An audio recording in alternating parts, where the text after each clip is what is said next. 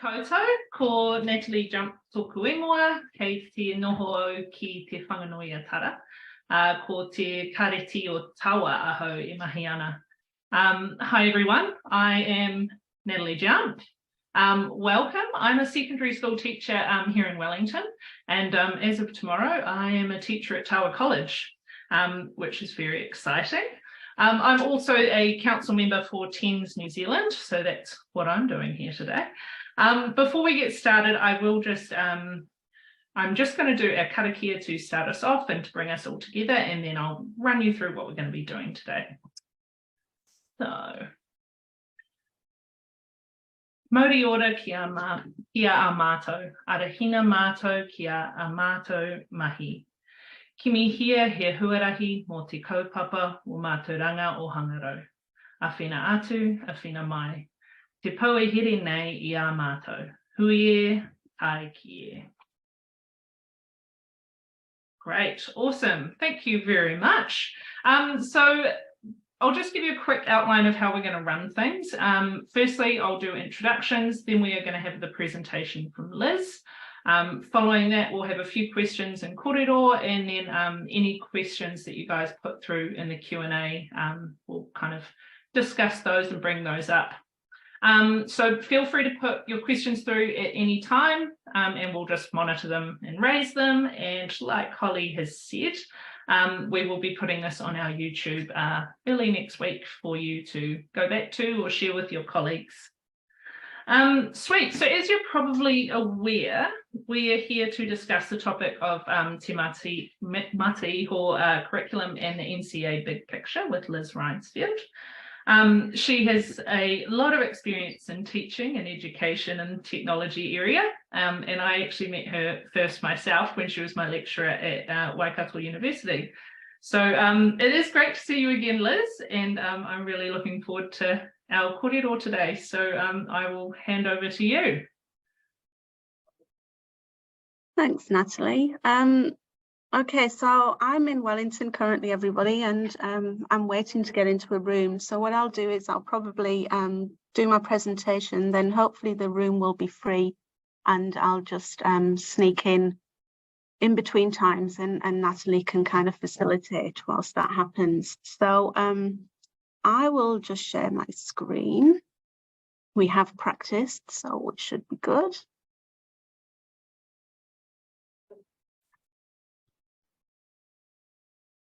Okay. Perfect. All good, you can see it? Yeah, perfect. All right, so as Natalie said, I was a teacher educator for a number of years. I actually, for those of you who haven't met me, I taught in the UK for 10 years in design and technology, then moved to New Zealand, taught at Hamilton Gills for 6 years. My background's in biotech and food technology, materials technology. Then I went to the University of Waikato, was a teacher educator for technology there for 11 years. And then I recently moved to the Ministry of Education. So I'm on 6 months now, which is a good innings. And was asked to talk today about the changes that are happening. But I thought I'd just start by introducing myself in terms of where I come from. So I'm based in the Waikato. I've got a 20-year-old daughter who's currently traveling around Europe, and a very patient husband, 3 dogs, 2 cats, and I love to cook and I love my garden. So that kind of gives you a sense of who I am. In terms of my role, my key role is sector facing, so it means that I work with technology teachers, particularly focusing on the implementation process of the NCEA change programme. But also I do quality assurance work for the new products at levels 1 to 3 for NCEA technology standards. So I was asked to talk about kind of what you could do as teachers, particularly bearing in mind that you're also busy, you've had a really tough couple of years, and where to start basically. So I guess the key thing is just tiny bites. Too much too soon will be overwhelming. So I've put on here, and Natalie will be able to share it with you afterwards. There's 2 key websites. There's the NCEA website, and there's the Curriculum Refresh website. there are heaps of resources available there that will help you kind of just familiarize yourself, first of all, with the changes, but also the products and the resources there to support you, and to kind of get you into thinking about what are the key changes, what do they mean for my practice, and what am I going to have to do that's different to the existing practice and the things that I currently prioritize.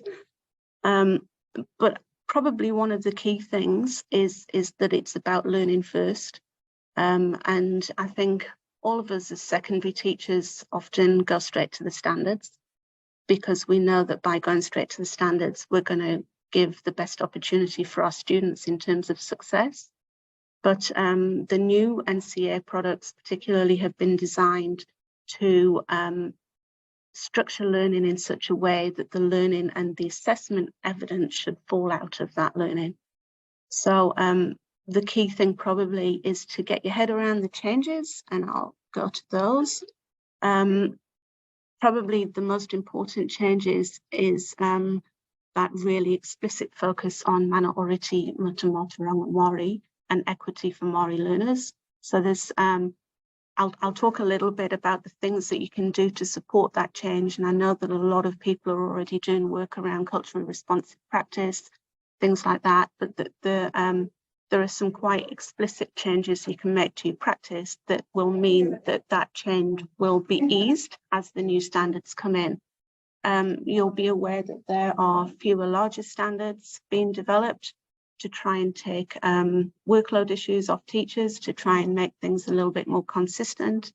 And we're also doing work around vocational education and to privilege vocational education and not have it as the lesser cousin, as it were.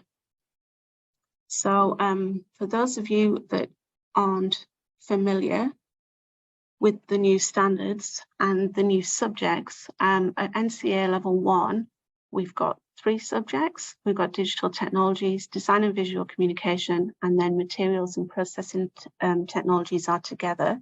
When we go to level 2, it becomes 5, and that splits from computer science, digital technology, DVC, materials, processing and systems technologies. So where we are currently, the level 1 products have gone through various iterations of development and currently at the sign-off stage. They've been piloted by a small group. We've got a group of teachers that are going to be in Wellington tomorrow for the next round of piloting. And the level 2 products, the design and visual communication, have already been developed, and they've just been put to one side whilst we're working on the other products for level 2. So all of the level 1 products, and I'll explain what I mean by products, are available on the NCEA website in draft. So if you're wanting to get your head around that space, just dip into that website, have a look at what's available. And then what I would suggest you do is start thinking about your current practice and the things that you need to be changing in order to align that learning with the new standards from 2024. So as I indicated, one of the key things is the focus on equity for Māori learners. And when I've been travelling around the country for teacher-only days, there's been a little bit of anxiety for some teachers around what that's going to mean for their practice and what they need to do and how up to speed they need to be and how quickly. So I guess it's about acknowledging that we're all on a different journey. We're all starting at different places. And it's just about finding your starting point and making an effort to make some changes to your practice and to be inclusive in your practice. So I've got some examples here of the types of things that, sorry about that, the types of things that would be helpful. So the Mana Oriti, it was a separate website, but it's now on the NCEA website, and that's now got lots of different videos and resources available to help you support Māori learners. You'll be aware that there's a lot of work happened at the University of Waikato around the Tikotaitanga program. Medi Berryman, for example, has a wealth of knowledge. lots of resources available about the types of things that you can support your learners, your Māori learners with. But some of the key things are that they can see themselves in the learning, and that contexts are open enough to allow them to direct their own learning and make sense of that for themselves. So student voice is a really nice way of addressing that. You'll be familiar with Mātaiaho as a document for supporting teachers and giving strategies for Māori learners. And there's a number of resources available on TKI as well that kind of exemplify what you can do as a teacher to support your learners. But what's key with these changes, I think, is that it's about opening the curriculum rather than narrowing it. So designing learning so that students can take their own direction with that learning. I just wanted to also highlight the Pacific Values Framework, which is a new document. I'm sorry, can you hear me okay? Because there's people talking. Yeah. This is a new document. There's an action plan for learner success for Pacific Values, which is also available on the website. And there's a Pacific Values Framework, and all of the NCEA products have been designed to take into consideration all of these different values. So when you're looking at products, you'll see specific references to Aotearoa Māori concepts as well as Pacific Values concepts. And there's also less familiar for some is the Tapasa document, which is kind of the equivalent of Mātaiaho, and yeah, it's also really useful for planning your teaching. All right, so just wanted to make reference to this understand, know, do model, because this is a new model, and it seems unfamiliar, but I can hopefully give you some strategies for it to help you. So the understand, know, do model is a way of identifying what significant learning has to happen in order for us to be confident that when our students leave school, they've got the level of technological literacy that they need. So every learning matrix in every subject across the NCEA subjects has got a learning matrix, and that's been situated within the understand, know, do model. So I've done quite a bit of work around situating what that looks like, and what's helpful is the understand. For me, this is a personal preference, so you can quote me or not. Understand is effectively the nature of technology strand, the know is technological knowledge, and the do is technological practice. So when you look at the significant learning, you can effectively separate them out into the three strands. And there should be a relatively good balance of what that looks like, so that we know all three strands have been addressed. And so therefore the students are working towards a good level of technological literacy. So in order, alongside that significant learning, there's the teaching and learning guides to support, and there's also assessment activities. So I'm going to show you what they look like. So here we've got the learning matrix for material and processing technologies at level 1. And you'll see that the learning needs to be framed around big ideas. And they're kind of the key things that we want the learners to go away with. So they're the things that are significant, that are lifelong, and really important in that particular deemed as important by our subject expert groups who've developed the resources. So they're the kind of life-sustaining capabilities that we're hoping our learners will leave with. Then there's significant learning, which is kind of across the 3 years, so from levels 1 to 3, and then that's been broken down again for at level 6, NCEA level 1. So that's all in a learning matrix, which would be your starting point when you're starting to think about your programs plan for the year. Begin with the learning matrix because the focus is on the learning, and then from there, there are example course outlines. You do not have to use them, but they're there to just help you, to give you an idea of the types of learning that would support the assessment. And then out of that, you've got the assessments. So I've got here just a flow diagram of how you might develop your program. I know this is something that teacher educators do a lot with their student teachers, so it's always helpful to reiterate this. And so the starting point can be the Whakatauki for technology education, and that's our starting point with all of the groups when we're developing products. Unpack the big ideas, look at how the significant learning can be grouped, discuss in department groups or whatever what the teaching and learning guides might look like, how it links to key competencies and so on. Course outline there to help you. Then the assessment activities, then the unpacking of the standards. So you'll notice that the standards are right at the very end.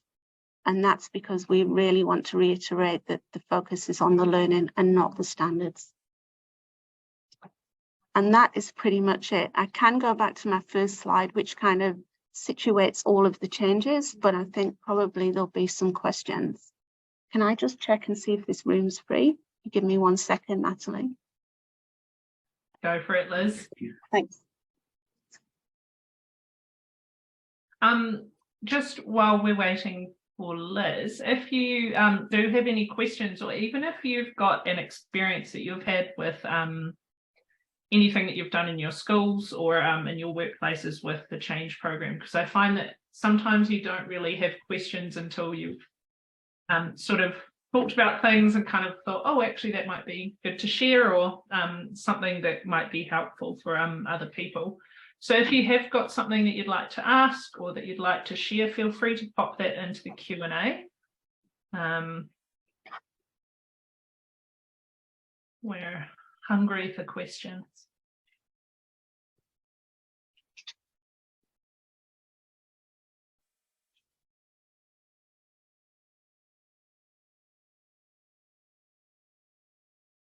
If you can't quite find the Q&A as well too, it's just down the bottom of your screen, maybe. And it's just two little speech bubbles that say Q&A. Should be able to pop something in there. Awesome. Now questions? Shortest webinar in history? Oh, here we go. We've got one. Is Liz's role a lead advisor? I promised myself I would take 5 seconds just to think about answering so that I don't say anything I shouldn't, just because I'm being recorded. It's not officially a lead advisory role, but there are elements of advisory aspects to it, I guess. I can, for example, come in and work with schools or groups of schools, obviously time permitting. So I have been quite heavily involved to this point in some of the teacher-only days, working with the subject associations or representatives from the subject associations. But we're looking at what I can do by travelling through the country and just working with teachers or groups of teachers in schools. So there is the capacity for me to do that aspect. I guess it depends on your definition of the old advisory position and whether or not I do that. So I guess the person asking the question, can they, what are they? I think their follow-up was that they'd seen the job descriptions and the interest in applying. So. Yeah, job description and then the reality of the job, as you'll know, is often quite different. It evolves. Yeah. Sounds very much like teaching sometimes. Yeah, there's always that little thing at the end, isn't there? And anything else required. Yeah. Absolutely. Yeah, because I know that as with the reason we kind of came up with the idea of doing this webinar was just as TENS, we wanted to kind of find ways to get you into schools to support our members and to support maybe some people that haven't had a lot of access to PD and like one-on-one support. Because I know myself, being in a large centre and being in a big technology group, we've managed to kind of keep in touch with what's going on. So that might just be something I'll say to people if you're watching. If you are at a school or in an area that's kind of a bit underserved with getting those opportunities, we will be doing like a follow-up after this. So if you want to just let us know that, hey, we would love Liz to come and visit us and have a look at what we're doing and look at ways that we can get the change going, that would be really I mean, I guess it's we have a kind of a sense, or I have a sense of where there are gaps in terms of coverage and professional learning to this point, because of the teacher only days last year. You know, the subject associations worked really hard to support those. However, we could only reach so many people, and there was only so much capacity for us to offer that support. So yeah, we're always looking for ways, I guess, to be creative and come up with new solutions. And you know, if you've got ideas, then just let us know and we'll work together to see what we can do. But we certainly want to make sure that everyone's up to speed and feeling confident about the new standards. Certainly the new curriculum, I didn't really talk a lot about the new curriculum and the refresh curriculum, just because the technology section hasn't started development yet. And it is a refresh, so we're hoping that the changes won't be too significant to the learning area. But as yet, we don't know. And that's the case with the standards as well. You know, they're still going through the development process. So what we've got up on the website is an indication, that's not it. So you could be, you know, designing programs. All I'm saying is, when you're designing programs, take that into consideration and don't think that that's how it's going to look in 2024, because it more than likely won't. Yeah, I completely get that. We have another question. Does the significant learning run across the 3 senior year levels, or will there be more significant learning as level 2 and level 3 are developed? So that top box that says significant learning runs across the 3 levels for that subject. Currently, however, you could look at the significant learning in DBC, for example, versus the significant learning in, let's say, digital technology, and they won't necessarily be the same. So that's something that I've been working on, and that is likely to change on some level. So you might expect, when you're looking at the significant learning, that it would look the same for whatever technology subject, but it doesn't necessarily. But yes, it is across the 3 years. So the key significant learning would need to be addressed over that progression. So the new curriculum's working in progressions. I'll just quickly go back and share my screen, if that's okay. Go for it. I almost look like I know what I'm doing. Almost. I'm in a room now, so I feel like I can actually talk. Yeah, think a bit clearer too. Yeah. So if you see here, there's kind of a diagram there that's based on a progression model. So that's a shift from the old curriculum to the new refresh curriculum, and basically NCEA is years 11 to 13, like it's always been, but it's the final progression. So I've just hyperlinked to a progression document there for those of you that are interested, that'll kind of unpack the rationale for the thinking to inform that progression document. So whenever you're looking at kind of chunks of learning, you'll be looking within that particular part of the progression. So a lot of my work is based on that last progression, because I'm focused on NCEA. But of course, when they're developing the refresh curriculum, they'll be looking to scaffold right the way through towards that. That makes quite a lot of sense. So it's the progression is in the curriculum, it's one small area of the curriculum, but in NCEA, that's the 3 levels that are kind of covered by that. Yeah. Excellent. We have Two questions that have come through. Are you able to share this presentation so that they can look at the links and access them? Absolutely, yeah. I'll share it with Natalie and then she can disseminate from there. Sweet. Yep. Awesome. Great. Well, we will get that out to you all. I've just got a quick question because I don't think there's one in there. I'm not sure. Sorry, Nat. No. I'm just going to jump in. I said no. It's not going to be that bad, honestly. Obviously, we've got some people who are very passionate about the changes and want to be up to speed with everything at the moment.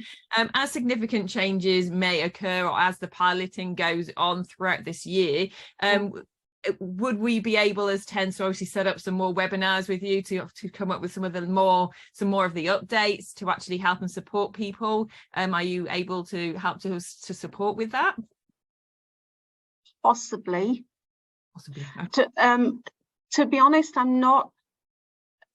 The structure is I'm kind of I'm at a different perspective to that. So the structure in of the people that I work with. So I work with lead secondary advisors, and they work with technical writers to develop all of the products. And part of their role is working with the piloteers, because of course they're trialing the new products.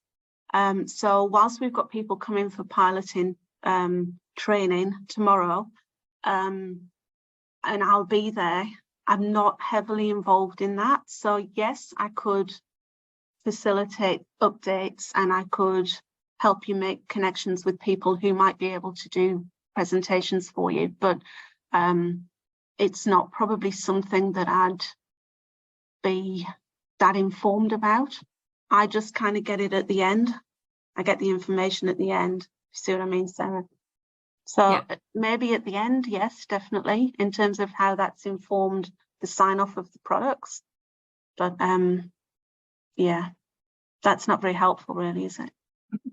No, there are what's coming up and the changes, and also, yeah, maybe once things have been tested and trialed and the resources are there and ready to go, it would be really good to showcase absolutely, yeah, absolutely. Once we've got the products and exemplars, because the plan is to develop exemplars as a result of the piloting, but we can't use last year's products because it's changed so much. Things have changed so much, so it actually wouldn't be useful to provide exemplars for the old standards because there's been so much change. So once we've done some more trialing and testing, I'm using technological terms, as a result of the pilot, then yes, absolutely, I'd be happy to kind of go through those things. Not a problem. Thank you. We have another question. This is sort of two different parts. In the curriculum refresh, will understand, know, do, is that framework going to be overlaid over the strands? So I think the thinking there was, will we still have the 3 strands with AOs and digital technologies to the side with POs? Okay, so that was in several parts, not 2 parts. Yeah, sorry. I'll answer it, Natalie. So the first part is the connection I made between the strands and the understand, know, do model is my own connection as a result of trying to make sense of that understand, know, do model. So it's a generic model that seems to sit really nicely for some learning areas, and it seems more of a leap for other learning areas. So I've used it from the perspective of the significant learning, and I kind of had an aha moment as a result of doing that and made the connections to the strands. I can't say at this stage whether or not the strands will, because I actually don't know, because that's part of the curriculum refresh development work, which I'm not involved in. And my understanding is that the indicators of progression, all of those things, progress outcomes, all of that are up for review. But I have heard, I can't say whether or not it's been verified, but that kind of progress outcome model is likely to stick. Did that answer the question?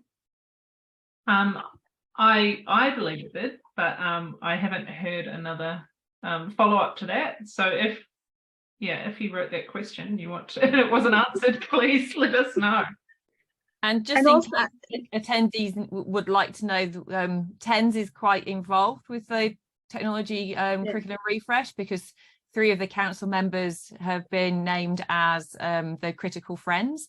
So once obviously things have been written and created, we help to give feedback. So obviously if anybody has any passionate voice or interest or anything, then obviously there are quite a few very knowledgeable people who have been selected to be leads and critical friends. So we're able to help, let's put it that way, and support. And just to say, you know, my role is NCEA, but obviously I'll be working with Chris, who's leading the curriculum refresh work, and we'll touch base and we'll do alignment work to make sure that the two do actually connect and make sense, because there's no point in us having all of the kind of work in the different progressions and then they come to NCEA and it doesn't connect. So yeah, we are quite sensible in that respect. Great. I've just had a comment in the questions. So just to add possible direct support, I am a new curriculum lead for MOE, and every regional area has curriculum leads with a secondary focus. The role is to work directly with teachers around implementation. So I'm sure your local CLs would be more than willing to have a chat about what kind of support teachers need. Yep. And there was someone is just saying that in the teacher only day, they were told that the new progress outcomes 1 to 8 will replace national curriculum levels 1 to 8. And they were told that POs will go 1 to 5. Does that make sense? Yep. Excellent. So that's passing on that. Are there any further questions out there? I'll give people a little bit of time. I think for me, I had a lot of questions about kind of like there's so much change happening in education, and last year was just, wow, what a year. And I think one thing that I especially noticed just about your presentation is that all of the information seems to be going into one place now. So for me as a teacher, I was a little bit kind of scared because I was like, there's so many documents, so much going on, so many people. But I think, it's kind of nice to see that the NCEA change is kind of all in one place, and especially with like bringing mana oriti onto the NCEA side and things like that. It's kind of I mean that there certainly should be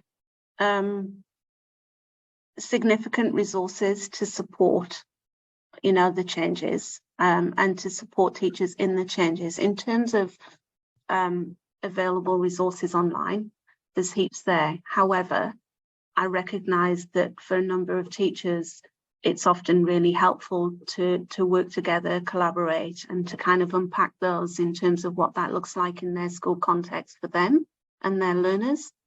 So I guess I'm just putting it out there that I'm an advocate for making sense of these resources. We're not just throwing things at you, but we are also here to support you. So please let TENS know if there are things that you are keen to happen or want to happen or need support with, and then we'll all work together and try and make sure that happens. Absolutely. Great. Okay, there was another question in there, but it looks like it's been answered. So that's about contacting your regional curriculum leads if you need to, and Joe has helpfully put a link there. So if you would like to know that, it's in the Q&A for you. Brilliant. Cool. Well, I think there's not any more questions coming through. Did you have any last words or anything else you'd like to say, Liz? Or no, just You can contact me directly if you want to. It's on the last slide of my PowerPoint, so when that's shared with you, please don't hesitate. You know, if there's kind of, I don't know, a group of schools that you'd like me to come and work with, or you know, whatever, you can go through TENS, or you can just contact me directly, and then I'll work with TENS to organise it. So yeah, just I am available, and I'm accessible and approachable, and I can be scary if I get grumpy, but that's the Northumbrian in me. So I'll try my best not to be too scary. Thank you. Cool. Yeah, so just to everyone that's attending, you will get sent a feedback form. So if you can put any, if you've got those questions or that information that we can pass on to Liz, that would be awesome. And yeah, just let us know if also if there's things that you would like to know more about, or if you that you would like more PD on or support from TENS as an organisation. Because we don't know until we know, so please let us know. Cool, I'm just going to share my screen. There we go. On that note, for now, if people want resources, so if anybody wants any professional learning or any help in any of the areas, if you email me directly, because I'm responsible for those on the TENS Council, so it's sarah.washbrook@tens.org.nz. So if anybody wants to have any ideas or any further support, please reach out, and if I don't know, I'm sure someone on the council will know, because they're amazing. Right. Thanks, Nat. Thank you, Sarah. And just a quick plug for our Wednesday webinar next month with Garden to Table. This was postponed from last year, so that will be a really cool one. You can sign up. It will be on our social media and stuff as well, and in our monthly newsletter. Cool, so I will just do a karakia whakamutunga to close, and we can head away. Kia a mātou katoa, kua mutu mātou a mātou mahi, me kaupapa hoki. Arahina mātou, ka a mātou mahi anō, kia whakatapua mātou ki ngā kaupapa me ngā mea e whakapono. Manakitia mai mātou. Awesome. Thank you very much, everyone, for coming along, and thank you very much, Liz, for your time with us. You're most welcome. My apologies for not being able to get in the room earlier. It's all good. We made it work. That's cool. All right. All right. Everyone.